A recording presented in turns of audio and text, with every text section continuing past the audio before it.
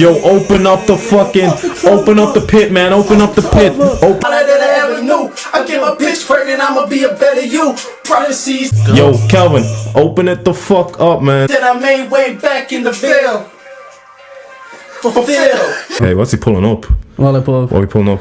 Alright, I'm gonna have to find something funky. Martin Luther King would have been on Dreamville. Talk to him, nigga. Fucking vibes. Yo, open it up, man. It's the No Cast fucking podcast. We back with better than ever. Let's go. Let's get it.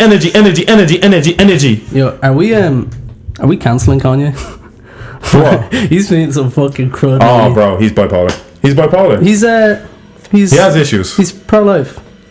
Bro, he has issues. Did you not see the whole thing? He has issues. I feel like every podcast has collectively agreed not to talk about Kanye West. Yeah, true. Because he is going through mental health issues and his family are just exploiting it. That's true. So we can't wait for the next season. I mean, we might not talk about Kanye West, but yeah, you know, No Cast, we might just end up that way. Kanye's gonna come up one way. He already has. So No Cast podcast episode 15, baby. Man, you're on the ball with that. 15, baby. Well, I mean, it's not like there's much podcasts for us to like do you keep track on. Will we address the elephant in the room first and foremost? What's that?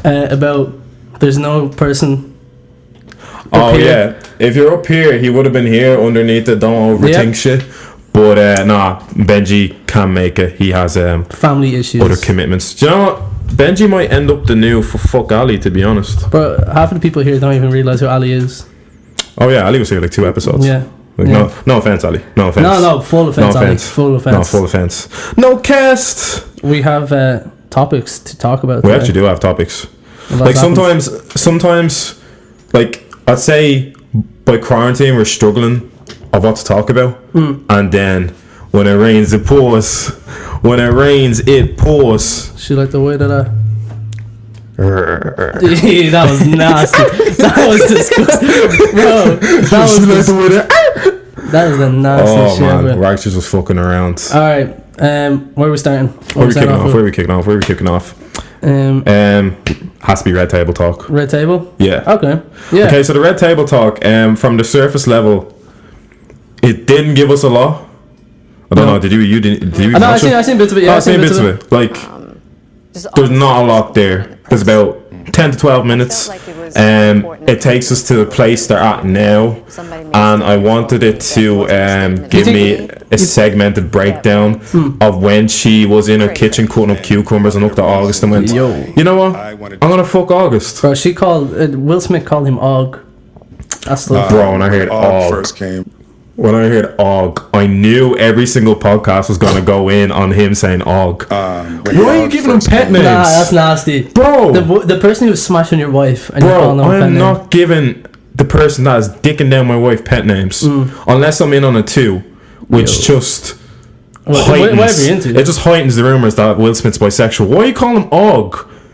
Bro, catch the fade. You can't dick down my wife and call you Og. Why is your name a month of the year? To be honest, first off, if I was smashing Margot Robbie, I'd call whatever dude whatever he wants. Oh yeah, true. I like the way when Jada said, "You have to search for your happiness, and I have to search for my happiness." Bro, he was dicking down Margot Robbie. That was the happiest period of his life. That's true. Unreal chemistry. Oh man, unreal chemistry. I said their sex like that was like. Anyway, any part of this, you go to literally any part of this video and it's awkward. But what August was probably trying to communicate, because I could actually see how he would perceive it as permission, because we were separated amicably.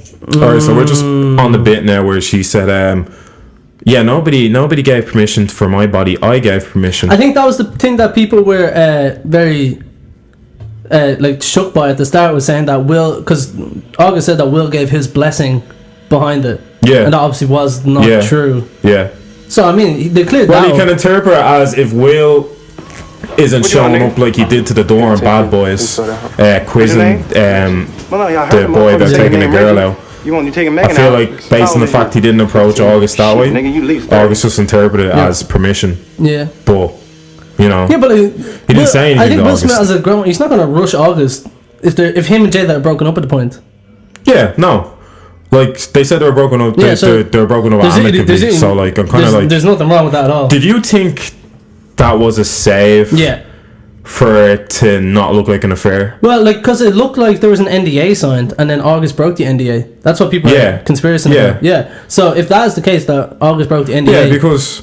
Like, that's nasty. Everyone's just ignored the key factor to it all, that they said they were broken up. So it's a mutual agreement that you'd see other people and I'd see other people. Yeah. I feel like this is one big cleanup by them mutually, to be like, okay, we're a representation of a perfect couple. Like that Jada and that Will love, you know what I mean? Like you think of it, you associate any perfect couple, raise their kids well, have the best example of co-parenting, and you think, damn. So you don't want infidelity in that. So I get why it's an agreement, like, okay, Jada, I told you not to fuck August. August is the loose cannon here. Margot Robbie isn't going to say shit. Margot Robbie's engaged. Nah, she's not saying Margot shit. Robbie's engaged, and she's still... Yeah. She wants to sustain a career. Yeah. August doesn't care. August hasn't been relevant in 5 years. Well... So when he has an album drop... Let's not go into that, because it has come out that he has had mental issues in the past to do with... Oh, yeah. So, yeah. I'm not even trying to... Yeah, there's all roasting him, but we actually don't know how he feels and how that is, so it's hard to speak on. Yeah. No, I it definitely looks like... This is almost like a cry for help. If I was friends with August, I'm kind of looking at this and saying... See, he's just being a bit reckless with it. Even the stuff like responding to Kiki Palmer about stuff and saying, "Oh yeah, you wanted it too," and all. It's kind of just like. But the fact that you decide doing, you're alienating yourself from people. Like, you know, you're burning bridges, diminishing your reputation, and just alienating yourself from anybody. It's like I've been listening to a few podcasts and say August isn't gonna get anything. No. Anywhere, as long as Will Smith. His name is gonna be whitewashed now. Yeah. As long as Will Smith doesn't want that happening. No, it's not happening. No, that man has too much power. Like, Will Smith's had a few duds for movies, but he's still an elite figure in Hollywood. One of the biggest names. Like, it's not happening. Ben, actually, the one thing Ben did, which was a good contribution to this episode, was he actually sent in a good clip of this woman's take on. I actually want to hear what your take is on this too. See if you agree. This discussion of Will and Jada's relationship, I'm finding it kind of distasteful, but I'm going to add my 2 cents anyway. I think the main reason for the excited discussion of Will and Jada's relationship on the internet is because they've been held up on a pedestal for so long as this perfect celebrity couple. And I agree with that. That's what I'm saying. They have to protect their image. They've been always held as the ultimate couple, you know. Perfect co-parenting. Yeah. Nothing can go wrong. Everything's been plain sailing for the past, since they probably had Jade in the past 23 years. But like, that can go for any couple. Like the couples that we know, it seems so nice together. You've always seen them fighting all the time when they're out. Yeah, and stuff but like it's so much easier in. But like, imagine if your life, whatever you and your girlfriend went through, was projected to the mainstream media. Bro, that's a scary. But that's thought. what I'm saying. It's so much easier to hide in normal society.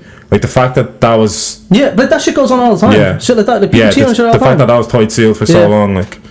Well. They're perfect, celebrity, talented kids, and you guys are gleefully enjoying their downfall. I think the word for it. Well, no, I don't agree with that. People are gleefully enjoying their downfall. I think it's created conversation about, can an open relationship work? Yeah. Like we said on the last podcast, people don't have that literal break that they had together. Yeah. I mean, like, people stay in that tough time and then they grow to resent each other, you know what I mean? Because it's like... Yeah, but I think for the sake of co-parenting, you kind of understand it why they took their break. Yeah. Like, yeah. I do understand it. It worked out well, so... I'm not gleefully mad. Like, it's great conversation. Hateration. The double standard is real out here in these streets. Jada had sex with somebody else. Oh, the abuse that she's getting online. And that's another thing, actually. I think the treatment of women in this is kind of... Go off. Like, go off.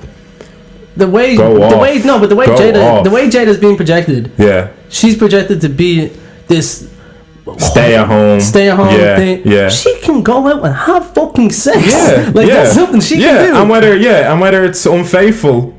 Yeah. that's her choice That's still her choice. too. Because no need to degrade women. Yeah, because of it. we have Hollywood male figures that do this all the time. And that's why a lot of people brought up the argument: if Will Smith, a 40-something old man, went for a 20-year-old woman, would there be repercussions for that? Because Jada was 40 odd at that time, and August was going into his 20s. But that's not even a predatory part. The predatory part is like you prey on someone that she manipulated him emotionally. Isn't mentally stable, and that's the thing. And has abandonment issues. That's the thing. But she almost took him in as a mother figure. Yeah. And then... So where is that's what I'm saying. I missed the transition of where it was, he's a mother figure. I took him in because like an abandoned little foster child. Till I want to smash. And then we fucked. Like, I don't see where the transition happens. But I think it was over a couple of years. They're not going to tell us because it's... Yeah, that's what I'm saying. It's so relevant to them now, but like... I just don't get why they haven't told us, you know? That moves. Yeah, but they're men. You can't blame them. Women are just throwing themselves at them. Well, it looks like the female celebrities are getting dicks thrown at them, and some of them are getting caught. Big deal. All these guys crying, oh, poor Will. Look at poor Will. She's going in. Shut up. You can't tell me that Will didn't have every kind of genitalia thrown in his face. Yo. And I don't know if he partook. And quite frankly, it's not my business. Every genitalia, keep in mind. I went on tour. Every genitalia. Right between the lines. And I saw a hell of a lot of partaking. Bro, I can't fucking find where this video went. I just went to check the GarageBand thing. Is it not playing? So I wouldn't blame Will. It's playing, I just don't know where it's coming from. It's their business. Now, did she pick the wrong dude? As Tony Baker would say, she took a big fat skip that diddly dee. We can add that part out anyway. But people make mistakes. I'm sure Will made some mistakes. She's funny though. Yeah. Relationships. Let me exhale her. Alright. Yeah, so to wrap it up. We got the point of that. Yeah, to wrap it up. The double standard of it. Yes. The fact that Jada and Will, they didn't give anything away in this. No. We didn't come out of this with anything new that we hadn't already known. So it was a funny one. What else happened? What do you think of the Pop Smoke album? I told you last week on the pod that 50 was going to do an amazing job on this. For what he could put together, based on the resources he had for the thing. Probably the best posthumous album I've heard in a long time. Hell of a lot of them. Yeah. A long time. The Juice WRLD one that just dropped isn't too bad, but like... No, but like, I'm thinking like... It wouldn't be my lane. No. Even the X albums, like, not interested in. Yeah. Posthumous albums are really hard to do. Yeah, because it's this... Mac Miller, The Circles, I like that. You could tell it wasn't But, see, are we calling that posthumous if it seemed like he already had that done before he died? Pop Smoke? No, posthumous, Mac Miller. But it was the like little tweaks to it where he didn't have the final say. Yeah. That's I'd still call it posthumous, yeah. Yeah. That's true. I just feel like that was almost in full production by the time he would have done. I mean, I think all the lyrics and stuff were down. I think it was just a mixing on the little changes. This is literally, you're grabbing Lucy's from Pop Smoke freestyles. Yeah. And you're trying to merge them into songs. The nostalgia element that 50 was trying to go for. I think it was good though. I think it was good. I think some of it was obviously offbeat, which is going to happen. Yeah. Because it's just loose freestyles. It's loose. I think it was it's one of them albums singles that were supposed to come out. They might not even supposed to be on albums. Like. Yeah. But he has 400 more in his hook we heard, so that's good news. And fucking, it got what 290 streams first week. Yeah, so it's crazy. It's one of the only 5 albums to hit #1 as a posthumous album. That's Tupac, Biggie, X, and Pop Smoke. So that's 4. Yeah. That's I think I might be missing one. That's a good list to be in. That's a good list. That's a respectable list. That's some good names to be in there with. Yeah. I like the features too. I like all 10 of Quavo's. I like features. the excessive amount of Quavo on it because Quavo goes off. Like I said, I think they mesh well. Yeah, they just mix very well together. Yeah, it's always going to be Quavo and Pop Smoke that bounce off each other. Yeah. I like Diddy Son's feature. I didn't mind that. King Combs. Yeah, King Combs. Yeah, I didn't like that. Oh no, I like that. Yeah, I like that. I think he might have had the privileges. Of course. Yeah, but you know. And then there's that unreleased track that Pusha T. Pusha T one, man, that's crazy. Man. I don't care if you diss anybody on my dead album. Like if I'm dead and you like someone made a good point that there's people talking about bitches, whores, sluts, and all that stuff. Yeah. Homophobia. That's a big thing about his. Yeah, exactly. But if Pusha wants to diss Drake. Yeah, Pusha wants to diss Drake. That's strong. Whereas and they were saying just because it's a feature, every time Drake has dissed somebody, it was on a feature with somebody. Drake was featuring on someone's album when he's trying to shot to Jay-Z and whatnot. Yeah. So yeah, I don't. He made a good point though. That from after that, Drake deaded the beef. Yeah. But then Drake reignited it again. Subliminally reignited the beef again. Yeah. So I just don't see the whole point of like you want to dead a beef. Now I get it because it's on. There's a lot of stuff getting exposed. He wanted to shut it down. He wanted to patent that before it got too far. But why bring it up then again? Like, it was very one-sided. Like he lost. He went on the barbershop. You lost, and it's good. Asked LeBron, did he do okay? Yeah. There's not coming back from that. LeBron's gonna be biased. He's not gonna tell you, you got smoked. Like, yeah, it's his dad. But in reality, he did get smoked. So. Oh yeah. Yeah. Yeah. So that's the. So, this is off script. My dad keeps texting me about that the dodgy box. If anyone knows about dodgy box, and he said, "Do I want adult content on it or not?" Say yes, 100%. Why do I want adult? Why do I want television X on my fucking digibox? Just in case, man. Why do I want television? Okay, television end of the X? month, yeah. He's actually genuinely asked me. The guy's asking, "Do I want adult?" He goes, "Yeah, say you do." Adult content on or off on both sticks? On. So like, just think porn about it. Is a thing. Like. Just think about it, okay? End of the month, you've topped up your phone, yeah. You still have your 20-euro credit. Babe Station is on. Your 20 euro is gonna go to waste. What's credit? What's credit to do with this? What about the digibox? I'm saying, like, you'll have Babe Station on. Yeah. Oh, ring them, bro. That's another level of nasty. Bro, people used to do that, like I never actually thought people. Like people used to pay to get the little picture put in the bottom. Remember, like Stars TV and stuff like that. Oh yeah, but it used to be so. Stars TV, but that's the fucking the fucking music channel stuff. Yeah, no, what I'm saying. Yeah. It'd have to be super confidential on Babe Station. Like, yeah. Thank you, Darren Walsh from Balbriggan. I'm gonna shake my ass now on the Babe Station. That's nasty. And you pay £8 for it. Yeah, I love that guy that I used to have a normal conversation with them and tell them about like the impact of Ed Miliband while they're like shaking their ass and all. That's hilarious. I think Boris Johnson. Wait, do you ever get to hear the dude? Huh? Do you get to hear the dude on the phone? No, this is just this guy filmed it. Oh, of him talking? Yeah, of him talking. He's like, I'm thinking about having beans on toast today. And she's like, oh, beans on toast? Come north. Bro, I need to edit that shit. I need to edit that shit. Bro, my fingers are so salty. No, you put your fingers fully in. That's disgusting. That is nasty, bro. Oh, no. Oh, it's a bad start. Oh, okay. Bro, I didn't think when I started the podcast I'd be deep throating my fingers. Like. No, well, let's just move past it. But here we are. What do we have next on the list? What do you want to discuss now? Should we go into the main thing that we're going to talk about? We have multiple main things. That's the thing. We have things that I think Ben would have been useful in, but here we are. No. We go Erica Cody and Casper Walsh thing? Yeah, we can go on that. Okay, so. Divulge.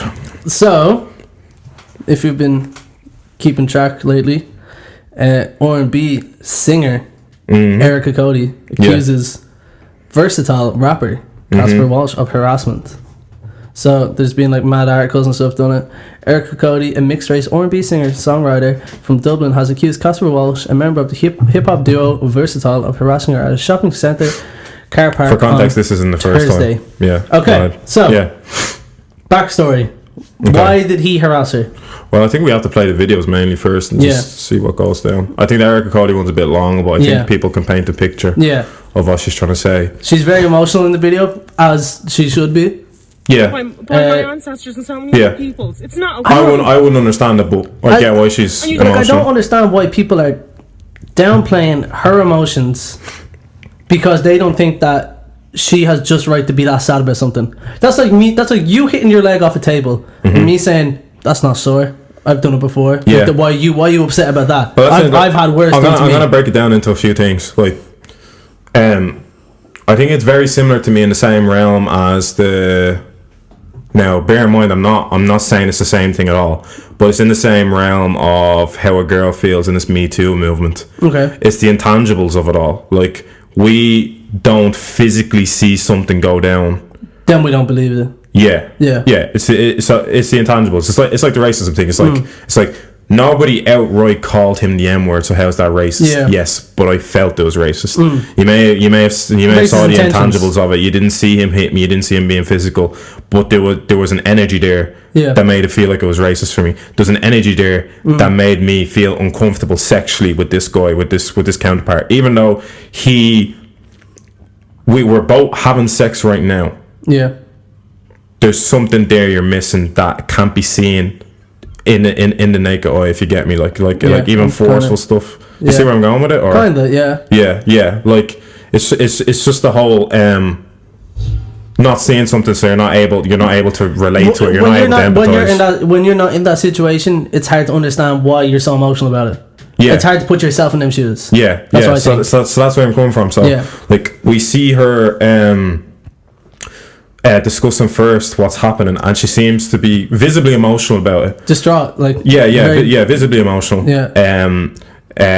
Like, you know, she's worked up about it, she's angry about it. To be honest, there's a lot of points in the video where she goes a bit off tangent too. Yeah, but like, when you're in that emotional state, you're obviously not going to stick to a fucking script. No. You're not going to stick to a script either.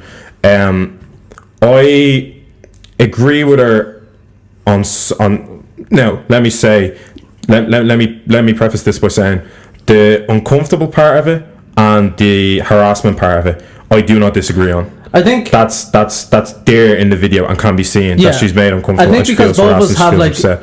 A bias against them because we don't fuck with Versatile at all. But I'm talking about it from an outside perspective. Yeah, I can understand. But this is why we strip away the bias from it, because I think there's a way she could have executed this better. Yeah, and I think it was a well of emotions, and she didn't really think of a way in the moment to approach it properly. Yeah. So it was literally you saw her set up the camera from the start of the video. It was I'm gonna set up the camera and I'm just gonna speak straight away. I'm gonna just rant about it. Not I'm think about what I'm gonna say. And you know, I'm not gonna give myself enough time to formulate what I'm gonna say or be transparent about it. I think if she did that, it would make things a lot more clear than what it is now. And I also thought of the fact that she could have even approached it another way and been like, do you know, these Versatile guys, they're fucking idiots. He's videoing me. Like, this guy's videoing me. Like, you know, take the upper make it jestful almost.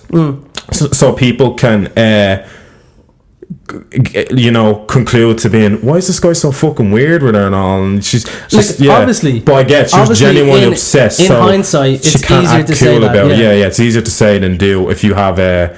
Like, she doesn't sound like she has a good relationship with these guys. Like, it sounds like she says in the video, it sounds like something that was, you know, that started from school and went it's on not the first time. It doesn't seem like she's ever really had a good relationship with these guys. So there must be some underlying proper resentment there, where like, where like she literally, you know. She hates. Have you ever disliked someone so much that like it makes her blood boil? They even go, oh hi, or you know, they take piss out, or they try to make a joke aimed at you. Where the fuck are you making a joke at me? Why are you doing that? That's how I see it as. Like, she was that upset about it. I just think, but for him to intentionally go up behind their car and record, like, that can trigger people into their emotional state. Like, I understand that completely. Yeah, that's what I'm saying. Like, I've had someone that like, and people are like, it's not even that deep, Dave. Why are you reacting to it like that? I'm like, no, you have to understand. I fucking hate this person. Like, I fucking, and you. That's not something you hear my mouth come off. Like, I hate this person. So if they do any little minor action they do is gonna set me off, and that's what it seemed like to her. I agree with her though. I feel like it is harassment, and I feel like we need to establish some ground rules to what's harassment. We'll get to that part in a bit. Because I have a take on what I think. I agreed with her 100%. I backed it with her 100%. His side, I said now his side to things, I said it probably did seem jestful to him, or seem like a laugh. Well, we'll go through his apology video. That he did. His apology video, But no, I literally watched it and I goes, okay, she might have maybe not overreacted, but what's the word you use? Exacerbated. Exacerbated. She exacerbated the whole situation. The situation slightly, like even the blocking off of the car. It wasn't like a whole block off every corner and intimidation. No, but I still. But it made her uncomfortable, and nonetheless, it looked like a block to her. But the fact that we're looking into how much of a harassment it is, it's still harassment at the end of the day. Yeah. No, there's no real. So it's if you feel harassed, like that's the ground rules of it. If you feel harassed, it's a very subjective thing. Yeah. Like if by that logic, if we could do anything and go, oh, it wasn't that bad. Someone else has done worse. It didn't look like it hurt to me. So yeah, me hitting you wasn't harassment. Like it's the same thing. You know what I mean? Like we don't need something. Like if I slapped you, is that assault? Yeah. It doesn't it doesn't have to always be physical. You know, the harassment. But what time are you on actually? Yeah, no, we need to cut it up now. Okay, so we're back. Let us regroup our thoughts. So we were on the Cassos. Don't call him that. What's his name? Casper. Casper. I'm addressing that dude by his full name. I'm not giving him any sort of name. Man, you're angry. Okay, go in.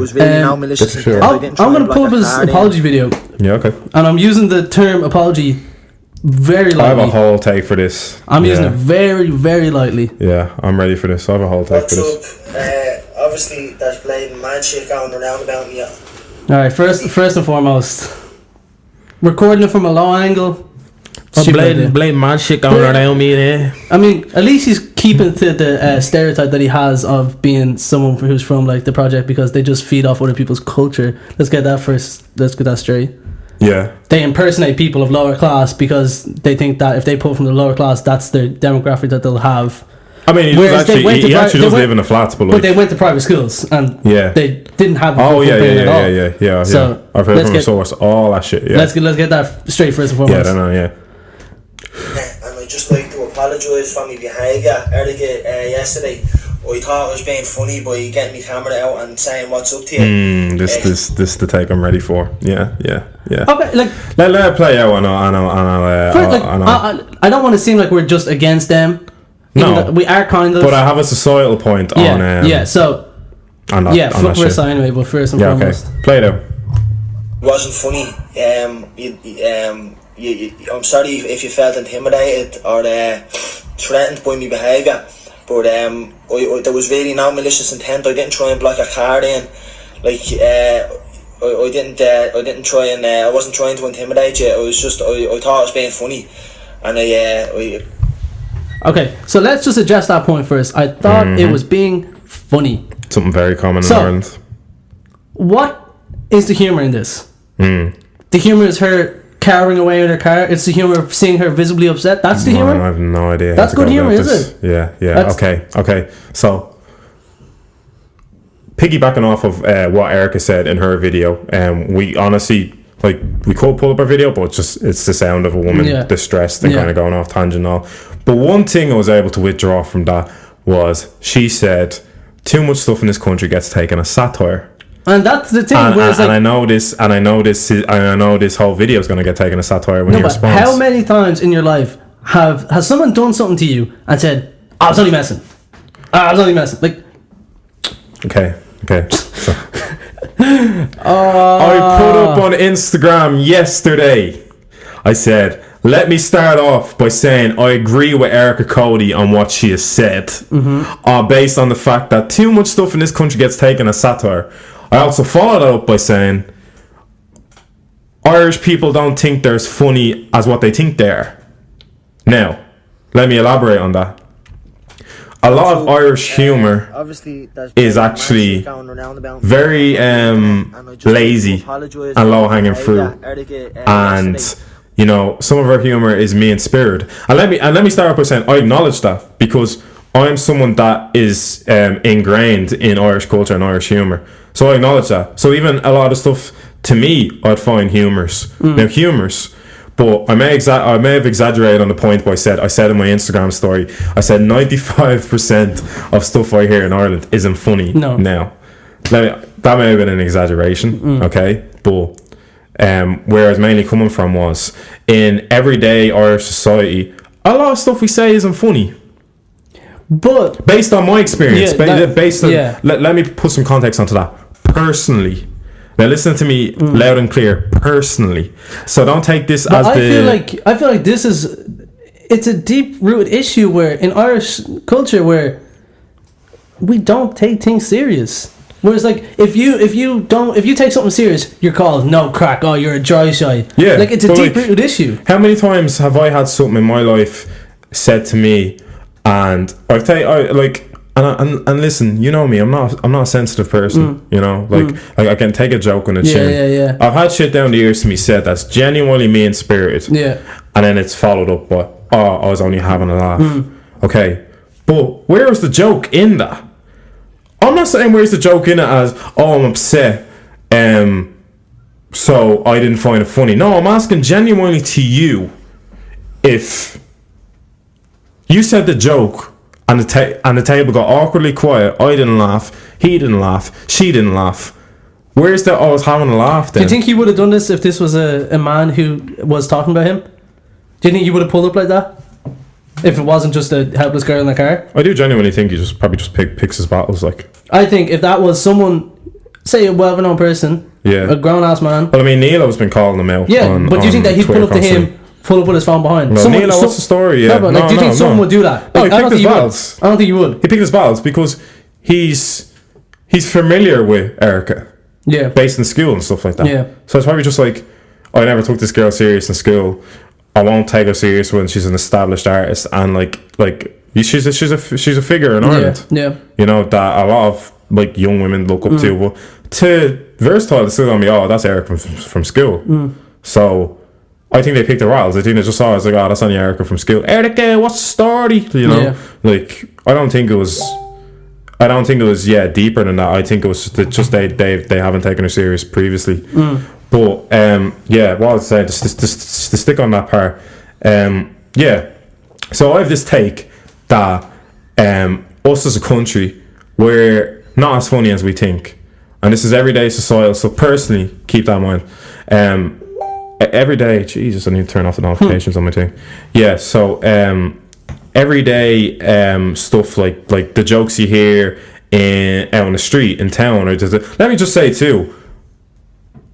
Junkies in Ireland, they're carrying Irish humour on their backs, man. But like, just a side issue. Yeah. Even I'm trying to like do it myself. I don't really like using the word junkie to describe someone like that. Yeah. That's just my own personal thing. Yeah. Well, I just think it's a very demeaning thing to call them like. Yeah. Fair enough. Yeah. That's just something that I've picked up myself, where like I'm trying to make myself a better person in a sense. Yeah. Yeah. Whereas like I feel like it's a derogatory thing. Yeah, anyway, well, okay. yeah, no. Yes, yeah. but I know what you're saying. Yeah. Junkies was offensive. I apologise. Yeah, but what I was saying was, okay, well, you know, their energy. You get them. Yeah, their energy. Yeah, that's the word for it. That's the word for it. So their energy. That's sort of energy you get from them. I think they're carrying, like, the Glasgow Celtic video and all. I think they're carrying that. That's the sort of humour that's getting carried right now with Irish humour. I think overall, like, you know, other stuff, I don't know, I just don't find it, it's me personally, I just don't find it funny. But I've asked tourists before, because I, like, for context, it's based on my experience. I've worked in a lot of places, so I've worked in bars, and I was honestly trolling when I made this comment on my Instagram, but like, I had a few people that weren't too happy. It's like, what do you mean Ireland's not funny? It's like, no, I didn't say Ireland's not funny. I said Ireland isn't as funny as what we think. And based on personal experience, I don't find from time to time I laugh at that much Irish humour. Yeah. It's kind of just like, oh, well, that was a bit shit. You know what I mean? But I said to him... I agree with you, definitely. I supported by saying, if you were to make a sitcom based in Ireland, where would you base it? And he was obviously pissed off, so Ireland, obviously. I was like, no, you're not listening to their argument. Where would you base it in Ireland? That's the thing, though, because like if you want a larger demographic, it's probably more relatable to do like. But like Mrs. Brown's Boys style, you'd have to do it like Father Irish slapstick comedy. It'd be like Father Where'd you base it? Yeah, you'd either base it before maybe religion was scrutinised as much. You'd base it in a church, or for me, you'd base it in a pub. Yeah, which Father Ted really did well with both of them. Yeah. So let me go by saying, okay, I worked in the service industry for about 5 years. 5 or 6 years. I worked in a few bars. There was funny characters you could take from it, like just funny there was funny enough characters you could take from a pub, mainly friendly characters, you know, characters you go back to. I didn't often see funny stuff happening in a bar at all. Well, the funny stuff that people in the bars that I've worked in thought was funny was like being misogynistic, being homophobic, being racist. That's the type of humor that I've come across. Yeah. Like, but I'm breaking down offensive versus like we're taking offensive out of contention. Like jokes. Yeah. It's very lackluster. Very lackluster. Yeah. No, it's not funny. Like, do you know what I mean? Like, and I think that's like the I'm taking away the offensive lot. element because, like, before we say it's offensive, I want to break down and like compartmentalize like what part of the joke was funny. Tell me where the punchline was. Like, I went into a. But we need to look at what is their demographic. The demographic is 14 to maybe 17-year-old inner city Dublin people. Yeah. And like, this is not like a whole demeaning thing, but I'm saying like people that age group, like where we live, we know people. Oh, yeah. We know people who fuck with them. Yeah. That's the thing. But you can understand what that humor is that they have. They have a different humor than me and you. Whereas, like, if I tried to show someone like a Dave Chappelle stand-up, they wouldn't find it that funny. Yeah. Whereas, like, to me, I find his stand-up very funny. Yeah. So I'm on about like everyday like societal humor. Like I have a few stories I can take from this. I've been around my family table where family have said me in spirit stuff and said they're only messing. Like, I didn't see the joke in it, and I'm gonna be honest. In that moment, I was offended. But then I kind of like I sit there and I analyze it, and I'm like, but there literally wasn't any. There was no funny part. There's no witty thing in it. Like, oh, you look like shit. Like, you know, or you look like that. It's like, or you put on like weight. Some of like, those. Like, how I'm only having a laugh. Oh, jeez, like, you're being a real bitch today, aren't you? Yeah. And I'm a bit like, yeah, but I was only messing. I was like, okay, but where's the punch? Like. Now I'm not saying I'm Mr. fucking comedian over here. Or you're being a big dry shot. Yeah, I'm not Dave shit. And let's support boy. Me and you are influenced a lot off American culture. Yeah, we're influenced off a lot of other cultures. We're influenced off of UK culture and American culture. So we might be coming from a place of personal bias towards like that sort of culture, because that's the culture where half our jokes probably are from that culture, where we got our wittiness and our banter's probably from that culture. That's how me and you. Yeah. That's our inside joke language, like based off stuff like that. So maybe we're not the. But like even a lot of us now. Vine, TikTok, all that's American culture that we've been fed through younger. Disney Channel, Cartoon Network. It's all been. That's the type of humor that we've grown up on. But I'm trying to say we're not the officiates of what's funny in this country. That's true. We're not the judge. We're not the funny police. Yeah. But I have two. What's the other story? I have two stories for you. Okay, so I was working in a pub a few years ago. I had a couple coming over to me, and like it wasn't even like it was a combination of ignorant jokes and just stuff that wasn't fucking funny, man. It was just shit that wasn't fucking funny. They just was like, you're on the bar tab, is it? Like, oh yeah, that fucking. I was like, I know the barman. Yeah, I know the owner. Actually, you're gonna give me that for free? And I'll just say stupid shit like, I don't think you can understand us. And so I kept quiet for the whole thing, because it's like I might play off this whole they think I don't get it the whole time, and then every single thing with it's just messing with you. Yeah. But you know how patronising that is to me. It's like it's just messing with you. You don't understand it, like, you know. It's like and wait for it. Here's where my punchline comes in. Like, you wouldn't understand it. You wouldn't get it and all. They're saying this for about 5 minutes. So probably by the last time they say it, they go, it's only Irish humour. I turn around to them and says, I know, I'm Irish. And it just dropped their. I think it was this whole realisation that we fucking thought this was just some Brazilian, African, we don't know ethnicities, we just thought it's some kid that, but it's the fact, I think it hit them that I opened my mouth, I had an Irish accent, but they also would have known that I was wired to Irish humour. I didn't laugh at a single thing they said. So I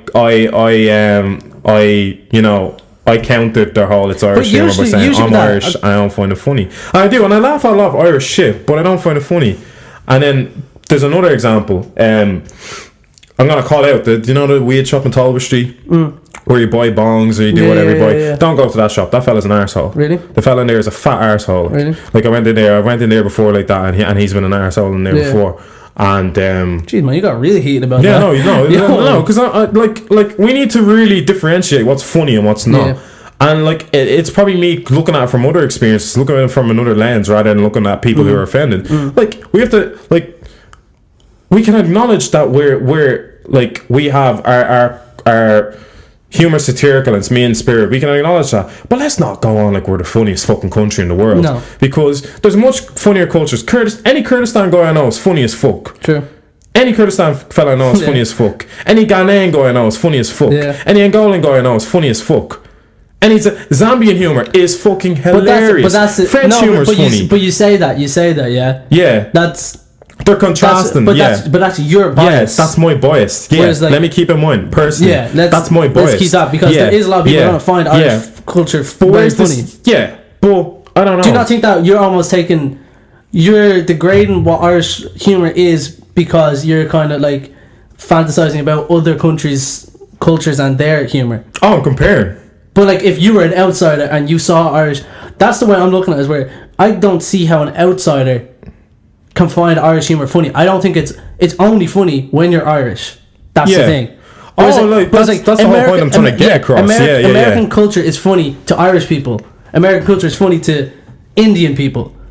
Irish culture is not funny to American people. Irish culture is not funny. That's what I mean. Yeah, that's what I'm trying to. Yeah. So my next one was gonna be the whole tourist analysis of it.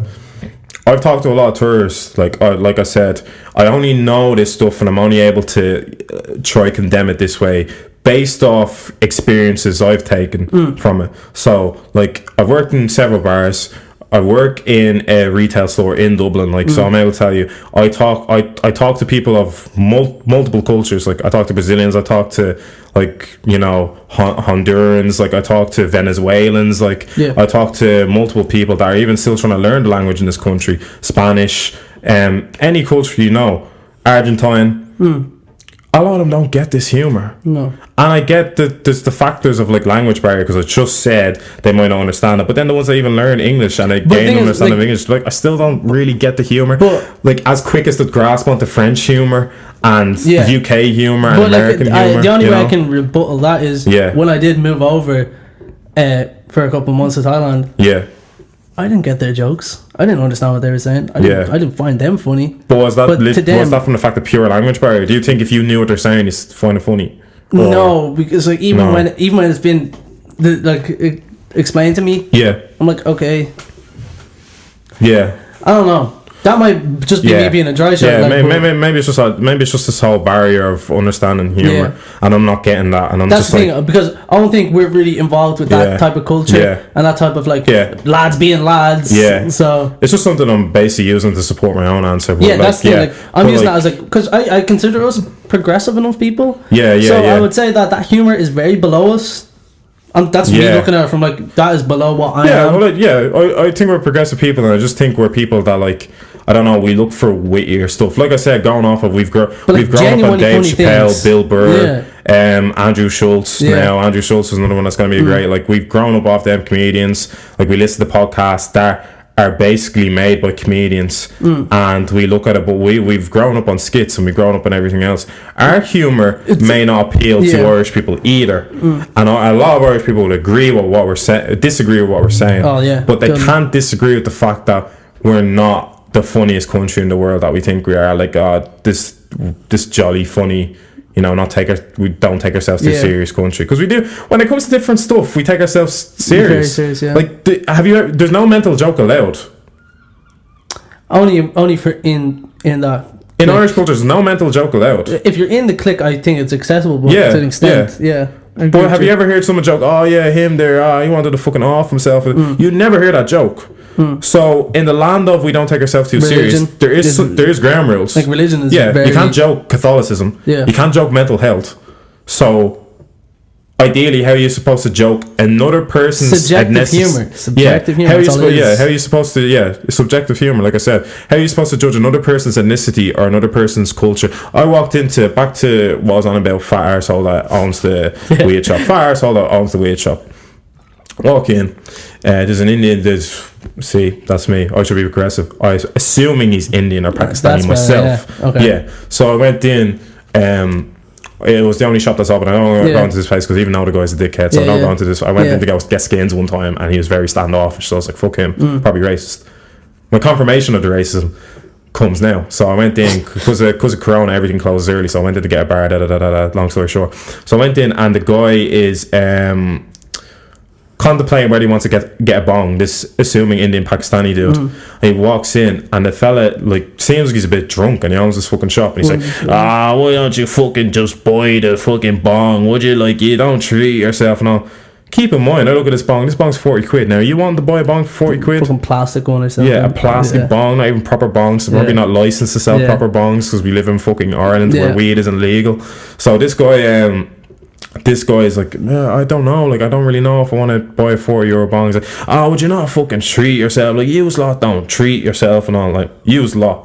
Like, come on, use law. You know, it's coming off passive aggressive that you're trying to sell this guy one of your goods. Trying to upcharge him. You know, get it, and he doesn't want to buy it. So you sound like you're coming from a place of frustration. So he walks off, and he's like, he reacts then. He goes, use typical Paki Indians. You don't want to fork out on anything. I was right there for her, and I just looked unimpressed. So I'm just like, man, why'd you have to make him feel shit? Because maybe he like has a minimum wage job here, and he's not like that. Again, just a sidebar on your sidebar. Yeah, I feel like a lot of Irish humour is very reactionary, and once someone says something, they look around to people around them to see if they're laughing, and if other people aren't laughing, then it goes quiet. Sidebar to your sidebar. A lot of people in Ireland laughing in anyway.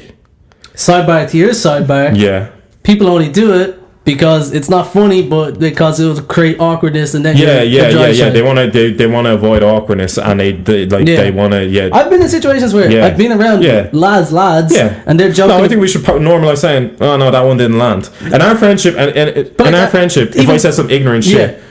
But even being in a taxi, I've been in taxis where you'd see a foreign taxi driver, and then you'd be in a taxi driver with a white taxi driver, and they'd be like, these fucking lads, like, they do fucking it, they're just always on their arse, aren't they? And they go, they do a little look back. Yeah, they do a little look back to see if you laughed. No, I'm not laughing, fam. Like, I put my headphones in. It's not funny. No. So it ends with me looking unimpressed. I am doing everything I can to give this guy this energy that, no, I'm not impressed, and to be honest, I want to fucking scuff you right now. For saying that to a guy that probably can't afford it, you know, is probably trying to make ends meet in this country. Well, that again is being judgmental from an outside experience. Yeah. But I know a lot of Indians, so I know a lot of Indians are in that situation. Pakistanis again. Well, a lot of students. I go NCI. So it's like, so he sensed that. I was so glad because I made sure to give everything off to be like, the only thing I didn't do was straight up say I wasn't impressed with that joke. I thought it was bad. And I think that's an issue, and that relates to a lot of other things, even like when we say microaggressions and racism and sexism, we don't address it. I know, that's what I'm saying. Microaggression in this country is I was having a laugh, and that's literally what this fucking guy said to me. He said, I'm having a laugh. Where's the fucking joke? That's a microaggression. And that's what we're trying to educate people on in this country. Like, it's not microaggression. Like, microaggressions, it doesn't have to be straight up I said the M-word. It could be I said something ignorant, and now I can dilute it by going I had a laugh. There's no fucking laugh. It's not funny. It's not. I'm sorry. It's not fucking funny. Like, it's not funny. That's what I'm trying to say. And people are against it. You know, like, my experience is I've had. Now the point I'm trying to get to, the point I've been dancing around is I've had racist shit said to me, and it's been played off by I was having a laugh. Now if I react bad to it, then I'm the bad guy in it. Why is he being so fucking sensitive? The fact that he gaslighted her. Addressing our original point, Casper gaslighted Erica to make her be the emotionally unstable girl in this situation. Again, we can do that as men, and it's so easy to do that as men. We can say, "Why? Oh, is she on a rag? Is she?" Yeah.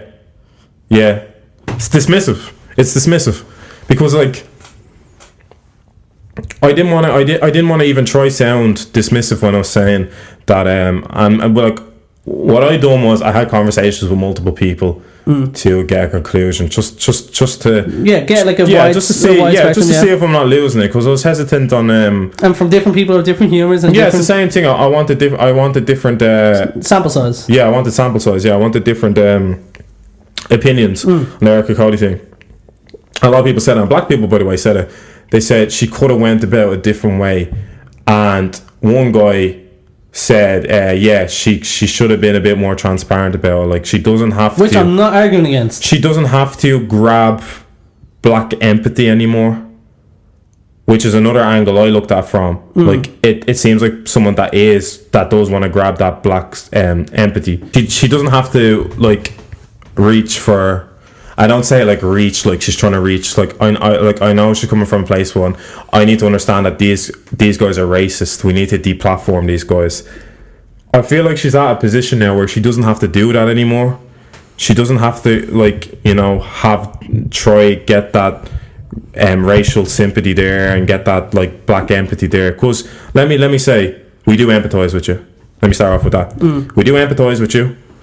We do know these guys are racist. We are trying everything we can to deplatform. I feel like they should have been deplatformed a long time ago. And they're getting phased out gradually. Trust me, they're getting phased out. Well, they lost their Snoop Dogg thing, didn't they? Yeah. No, so they're getting phased out. Yeah. So I think she came from a place of being frustrated and going, why are people still even supporting these guys? And that's what everyone else. And that's very understandable. Yeah, and that's very understandable. And that's what other people grab from it, saying if you still support her, like you're part of the problem too. And like that's why I saw it too. Like everyone I know shared that. It is tiring to see that they still have a platform. Yeah. They still have people following them, reposting their stuff, and excited for the music. It is frustrating to see that because they know that they're bad people. It is frustrating to see that. I just don't want it to come off as if it's like this constant, oh, they've done this now, so we should deplatform it. Like, I don't want it to come off like that. She like, okay, so let me look at this at the lens of someone that's like, oh, Erica Cody's a fucking lunatic right now. This is me looking at from this lens, right? From what it looks like to them, it looks like she's coming up with like multiple ploys to try to platform this. Yeah. I don't want it to look that way. That's the reason why she's doing that. Yeah. Because there's a deeper rooted issue than that. Yeah, there's a deeper rooted issue. Like, you know what I mean? There's personal stuff. Like I said, I can't determine what it is or understand what it is. I think it's unfair if we did discuss her personal issues. You don't want it to look like, because I want to remain central on it too. Bear in mind the fact I am on Erica's side on it. I want to look at it from a central lens too. That I can't look like she is going to keep making these ploys to like deplatform them. Let me tell you this right now. If you ever come across watching this, if Eric ever did watch this or anyone else is watching this, I don't want it to be taken the wrong way. Like I said, we are trying to deplatform these guys. No, but things like we have friends who still fuck with these dudes. Yeah. And I'm not going to lose a friendship over them liking these people, but I'm looking at you a little bit funny if you have these dudes blasting your headphones every day. If you still have these dudes blasting their headphones. Like, the amount of guys that, oh, man. And don't get me wrong. Yeah. There is Irish artists out there that are 10 times better than these dudes, but don't get half of the recognition at all. Yeah. Like, Irish music is not in a bad state at the moment, but I'm saying these guys being the poster boys of this movement, that doesn't fly right with me. No, then they shouldn't be the poster boys of this movement. That's where I think a lot of people's like frustrations came from. But yeah, man, that was intense. That was intense, man. That was intense. I'm just like, I was listening to her thing. And I was like, okay, she's going off tangent on this. She's going off, and then it hit me. She's like, everything in this country, I've been someone that's went through this so much where everything in this country is going to get taken as satire. This video is going to get taken as satire. The second this guy says he's just having a laugh. The second he says he's just having a laugh. And that's the culture we're so ingrained in now, where everything can just be, oh, I'm just having a laugh. Well, like, but like, even seeing she didn't take it as a laugh. Like whether we see it as being something minor or whatever, like, she didn't take it as a laugh. So like, even seeing the comments of people supporting him underneath his apology, man. We can support and go, alright, it's valid. No, but I have one here saying he's apologised, so everyone just needs to let it go and get a grip on reality. Some of the pubs are back open. Go on out and get yourself a drink and relax. But this to diminish a woman feeling threatened and harassed, but did that to whole say comment, go out and have a drink. Did that whole comment for you not just sum up Irish culture? That's what I'm saying. Let's just move on from have a laugh and have a drink. No. Some things need to be confronted and some things need to be pulled up. And Irish people need to establish that wasn't a laugh, because let me tell you, pal, you weren't fucking funny. No. I didn't fucking laugh. Not at all. You could go to any country right now and tell that and deliver and tell that same so-called joke in the same delivery. Nobody's laughing at you. No. And that's something that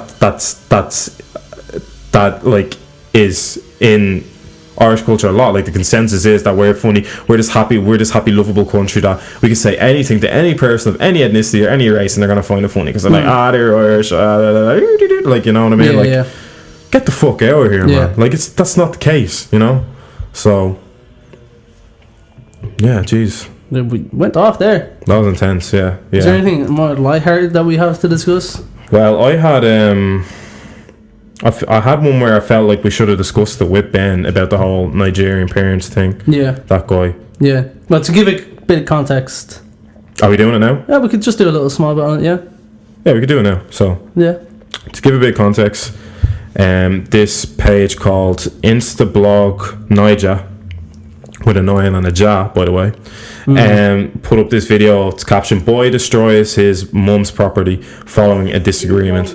And from the video you can see that he's basically just pouring whatever, like, whatever you can grab in the press and just pouring it down on a thing. It does look like an episode. It doesn't look like it's anything that'll escalate into it's not like he's a danger, or it could be physical, or but what we gather from this is it's an unstable young guy, and the way it's been delivered on this is that, like, the mother's trying to work towards calming him down, and he's just having this episode and he's oblivious to it. So they posted this just with that. They didn't give any more context to it, and the comment section basically consisted, for context too, he's Nigerian, so his parents are Nigerian, and the comments consisted of Nigerian people saying he should get flogged, he should get whipped for doing all this shit. Like, in Nigeria, this is a serious offense and all, and he should get punished. Now, what the media blog page did do was they gave an update with more context to it, which they should have done in the fucking first place, by the way. Yeah. Otherwise, we wouldn't be in a situation where this boy has to read comments about people saying he deserves to get after flogged, going through such an emotion, or get severe punishment. So they said update: the mum allegedly beats him and puts pepper in his eyes, and he's been in and out of foster care, and she reportedly refused to give this all came from the fact that he was trying to get Susie grant. It's that time of the year again where everyone is trying to get their Susie grant during summer. Yeah. He needed documentation for it to apply for the grants, given the fact he was in college, and let it be known that to get all that paperwork is actually, it's a lot of work. Like, yeah, it's a hard, and it involves collaboration with your parents too, to help you out with it. To be honest, like, we like to all think we get it, but yeah, that's another story. So yeah, she reportedly refused to give him documentation he needed to apply for the grant. He's a student, he's going to school, he needs accommodation, he wants to be as far away from a fucking house where a woman puts pepper in his eyes, of course, which I'd agree on, and this video was allegedly recorded after the mum beat him up. Yeah. So we have more context to this, and my approach to it was I wanted to discuss African parenting for me. Obviously I can't relate to that too much. I can't relate to it, so I don't know. It's something I want to discuss briefly. But I think, like, even on a broader scale, like, parents understanding their children's, like, mental state is important. Like, in a very broad scale. But let me tell you, it's something that's not as synonymous as it should be in Africa, because I think the whole mental health thing is something that just isn't established enough in certain countries in Africa. I think in Africa people are getting progressive, but there is these proper, we call them in the village parents that don't understand it yet. They haven't familiarized themselves with mental health and stuff as much as we have in this country. So it's kind of like, oh, he has mental health issues. What's mental health? Or it's flipped on you, like it's your fault. Yeah. Like there was a sequence of events and bad decisions and bad actions that led to your mental health, and it's not like factors about what environment you're in your house every single day or what traumas you've been to that contribute to your mental health. That's another thing though, where it's like, even with my friends, I discussed, like, where they know that they've went through trauma in their life, but they find it hard to open up and discuss about it, because it's always been in their household, it's always been diminished about what they went through. Yeah. Whereas like with friends who lived in Africa, and whereas like they went through like civil wars and stuff like that. But that does give you trauma. Like, we can laugh and joke about it. Saying, it does give you trauma, and I think they like struggle to understand that, and there is this whole unspoken rule about the fact that African parents should be are in our Western society. African parents need to be held on a higher level of respect than even a normal white household or whatever. and that's I mean off the fact that like they brought us into this country, they migrated to this country, they sacrificed stuff. Like realistically, yeah. For example, I wouldn't be here if my mom didn't, emigrate to Europe and move from England to Ireland. So you obviously need to give a level of respect. So that's just the African culture that we need to respect the parents for. But do you feel indebted to your mom for doing that? Like, do you feel indebted that, not that you owe her something, but that like she holds something over you because of that? No, I don't think it should be looked at as she holds something over me, because from when I've gotten here, what you said, from when I've gotten here, I've built my own. Yeah. I've built my own path. Then when I got in my more formative years, then like from when I was a teenager, like I made decisions myself, or I made decisions now, even as a 20. Like, but let's keep in mind, if she didn't make that decision, I wouldn't be here. But I wouldn't have the privileges I have. So that's why it's like I need to hold my mom on a higher level of respect. Yeah. And that's not me.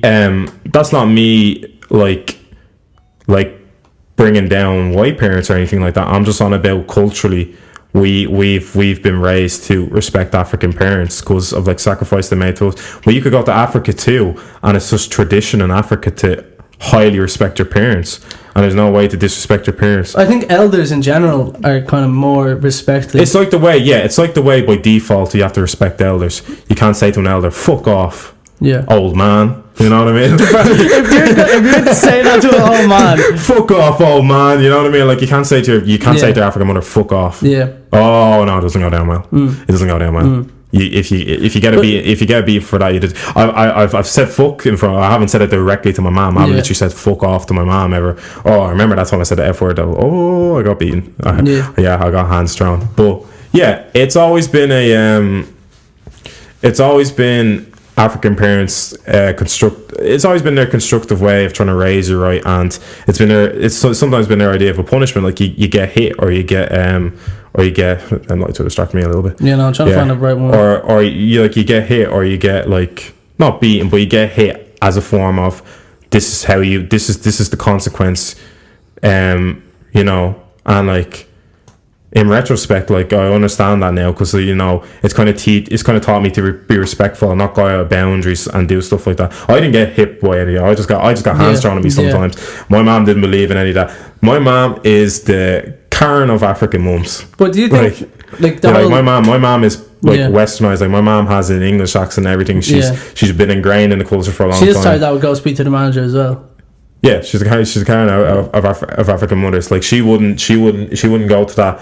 Like she wouldn't go to that scale of she strategizes how she's gonna punish you. Yeah, it's emotional. Yeah, it'll come from an emotional place. Do you think that it's still like okay in society for people to hit their children? I mean, it depends. Like, I think. Let me start off with the parents thing. Okay, so the whole rule of being a parent is, I think the concept of being a parent to me is you apply principles and experiences you've gathered over the years, and you basically, for me, you transfer them onto your child. So this whole thing of perpetual parenting, where whatever way you teach your child, like if a child hears their parent calling a black person, I'm just going off example of when I've been called a monkey by a child on the street, I've been called whatever, I haven't been like, oh, I want to give out to that child. I need to go, I want to knock on the door and give out to their parents. Because where have they gotten that from? Like it's a combination of principles and other stuff down the years that have been, I agree on that in a part, but I don't agree entirely. Whereas I think there's a lot that we can do as individuals that is not my parents' fault, like for any sake. Oh yeah, that's to me that's just gone. You've either like, for me that's like almost like you've either not gone off the rails or rebelled by your parents, but you've just you've gained an understanding early and you've went, right, I want to go a different way to my parents. Yeah. But a lot of kids have feeble enough minds. Oh yeah, and they're very influenced. They're impressionable, and they're just gonna be like, that's where I get that off my kids. So I think, let me start off by saying, that's what that's what parenting is. Parenting is integral to how you raise your kid, because it's principles you have that they're going to have. So if you're a shit person, your child's going to most likely be a shit person. Or if you're a polite person, your child's going to be most likely a polite person. So I think what parents try to do, what African parents try to do in particular, is enforce that so much, so that the kids understand the line of respect, and they understand the line of gratitude that they need to carry in their life with their parents, with other people around them, like respect with other people. But that's why I think the whole thing is respect your African parents, because their idea, if you can't respect your African mother, who are you going to respect in this world? You know, that's where it starts from. That's where it starts from respecting your African mother. So if you tell your mother to fuck off, there's no man in this world you won't tell to fuck off, and eventually that's going to land you in trouble. So I get the whole aspect of being physical with your child, because like I get from one spectrum that being physical with your child is giving your child an understanding early that with actions sometimes is physical consequences. Like you say something to someone, you're gonna get the shit slapped out of you in some cases. So, but I don't think in a lot of ways that's the best way to deal with things. No, I wouldn't do it. Let me say that's me looking from a lens of why some parents would do it. I disagree with it, because I think if you hit your child so much, you've conditioned your child into that's the only way abiding by something if they get hit. And it's not always the safest thing to do. That's gonna be rough. Like it's I believe in I read that book. I read a book by Jordan Peterson, and it was like, you should from when your child is early formative, forming their brain and trying to gain understanding, you should from an early age talk to your child like an adult. That gives them an almost adult like understanding of what message you're trying to get across, and that's almost more effective than hitting your child. So overall, my opinion on like hitting a child is conflicted, because I'd never do it. But I get a place of why parents have done it before, why my parents, like I said, my parents, if they've ever hit me, it's been out of emotion. It's not a principle that's down that I should slap my child. It should be like, don't do that. Like, what are you doing? You know what I mean? It's been a bit like that. I think it's been a place from emotion. I find it a bit weird, personally. I see, like, what happens, like, in supermarkets and stuff like that, like, when a kid is shouting, and their parents' first reaction is to give them a slap. I find it very weird. No, you can do better parenting than slapping your kid just because they were screaming in a supermarket. I think the better approach is to let the child throw a tantrum till they tire out. They go, okay, you're not getting your way till you stop doing this. You're not getting your way till you stop doing this. You're not getting your way till you stop doing this. You're not getting your way till you stop doing this. And then that's when they learn there's rewards to them patterning up. Because a lot of kids rather get what they want avoiding as well. Punishment. There should be incentive there rather than avoiding a punishment. Not to compare, but the analogy for me, it's a bit like dogs. Like dogs are conditioned to, there's an incentive if they obey something rather than avoiding a punishment. Because if you avoid a punishment, then you don't want to do something morally right. It's already a negative. It's already a negative offset when if you're avoiding the punishment, just do something. Because the whole idea of avoiding the punishment is you're so used to the punishment being severe, they're like, fuck, I don't want that punishment anymore.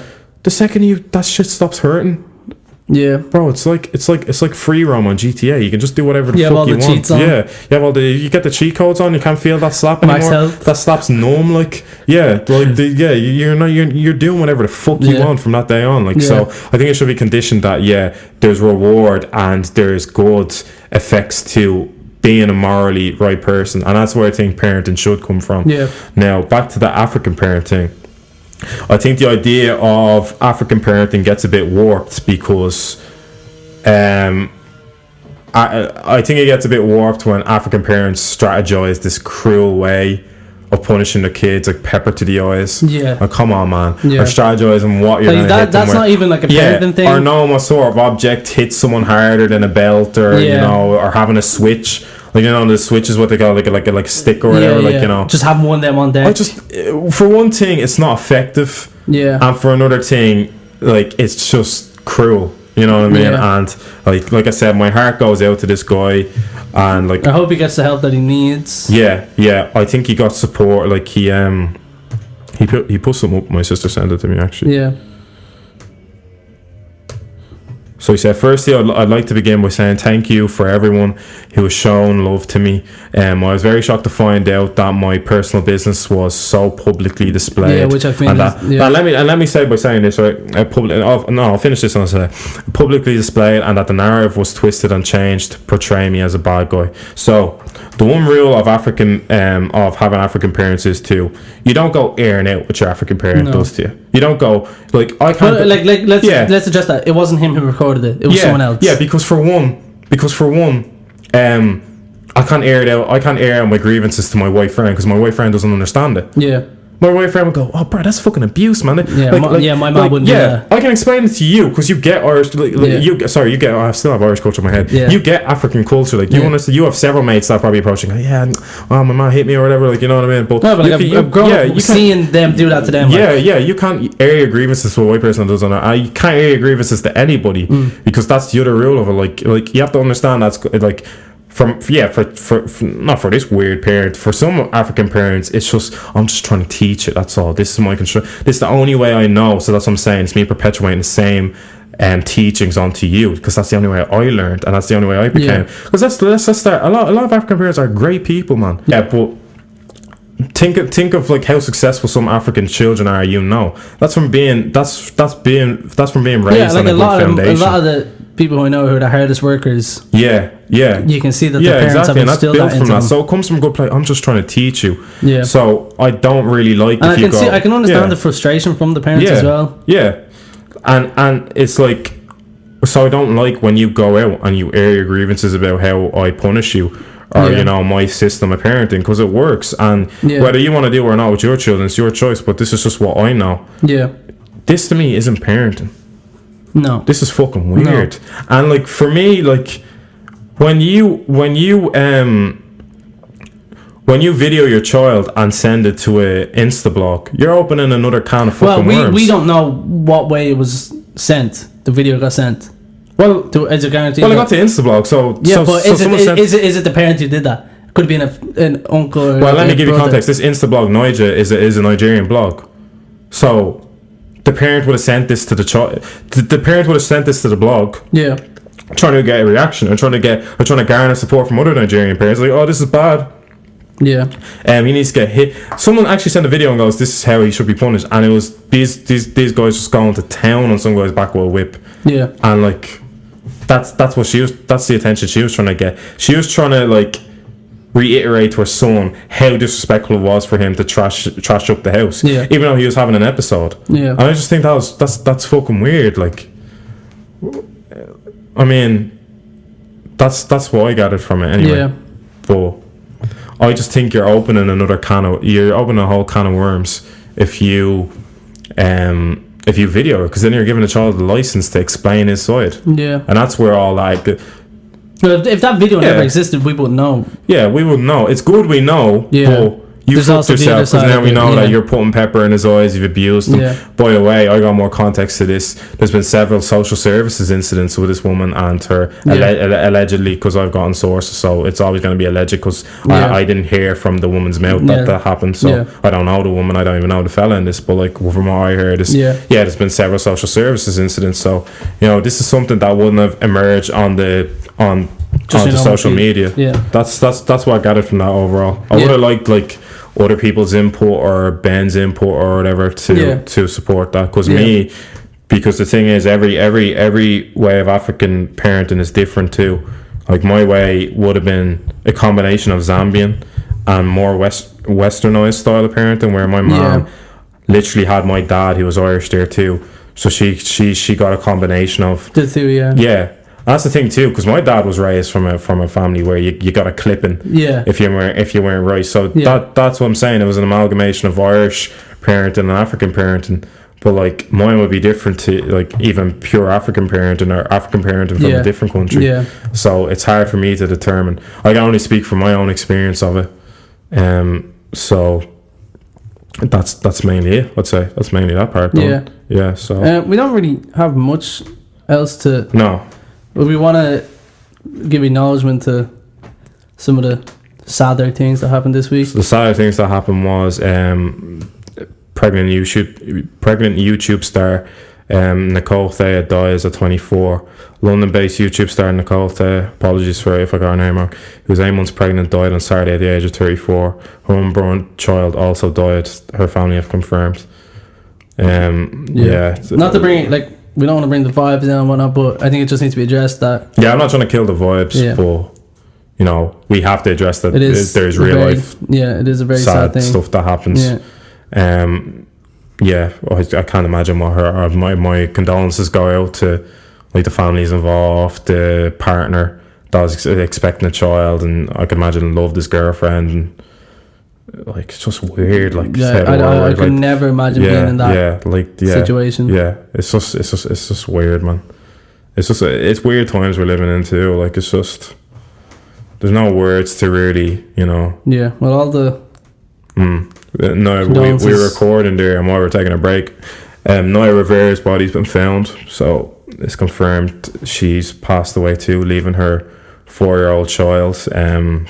They went off to a lake or whatever. They went for a swim, and she didn't come back. So that's that's another one. Rest in peace. Yeah, I don't know really what else to say apart from like. Yeah. Something that's sad, like. Yeah. Yeah, we don't really have. On a brighter note, though, that Jess Glynn shit was funny too. Oh yeah. Yeah, that's just rich privilege to me. Yeah, that's all. The Jess Glynn. We're just gonna explain this briefly. The Jess Glynn shit. She got turned away from a restaurant because she was wearing a hoodie, and she said it was classist. There's a dress code to these places. You don't wear a hoodie. It's like Ben wearing his shorts to a nightclub and thinking that he can get in. Like that's not a classist thing. There's just dress codes. These people want to draw in a certain demographic of people. Yeah. Like I think that just sets a bad example if they have people in with hoodies. Like it's probably a 5-star restaurant. Like yeah, you're not going in a hoodie. Yeah. So that's all I can say on that one. Well, cool. Let me check. We don't really have much else to discuss. I think we should probably. And they're here. Yeah, I should probably wrap it up. Yeah. We've been going for too long. Alright. Say your goodbyes. Cast. We over and out. Till next time. Let's Episode 15 wrapped up. All finished. Peace and love. All packaged. Friends. We out. Look, I live the life I deserve. Blessed. Fuck a vacay, I feel better at work. I mean, whatever it's worth. I give whatever I'm worth.